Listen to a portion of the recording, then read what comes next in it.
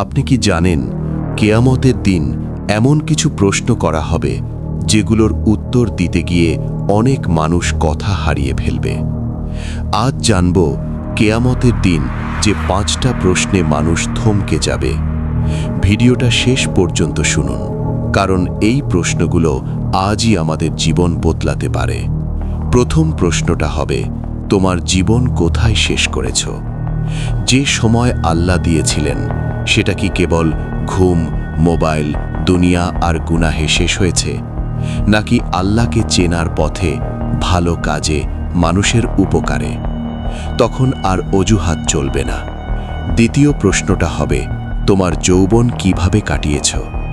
শক্তি ছিল, সময় ছিল, সুযোগ ছিল, কিন্তু সেই শক্তি কি আল্লাহর পথে ব্যবহার হয়েছে, নাকি হারাম, অহংকার আর নাফসের পেছনে?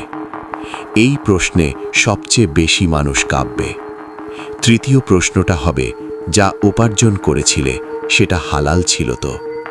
মানুষ তখন বুঝবে একটু হারাম টাকা কত বড় আগুন হয়ে দাঁড়ায়। ঘুষ, ধোঁকা, অন্যের হক, তখন প্রতিটা জিনিস হিসাব চাইবে।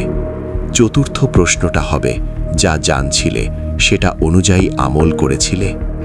শুধু জানা যথেষ্ট না ভাই, কোরআন জানা, হাদিস শোনা, কিন্তু মানা হয়নি, এটাই তখন সবচেয়ে বড় লজ্জা হবে।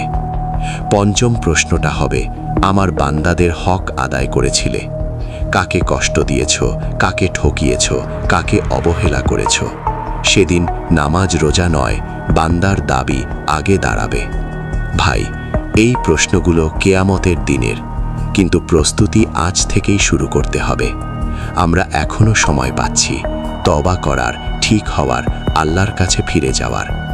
ভিডিওটা যদি আপনার বুক কাঁপিয়ে দেয়, তাহলে বুঝবেন আল্লাহ আপনাকে এখনো সুযোগ দিচ্ছেন।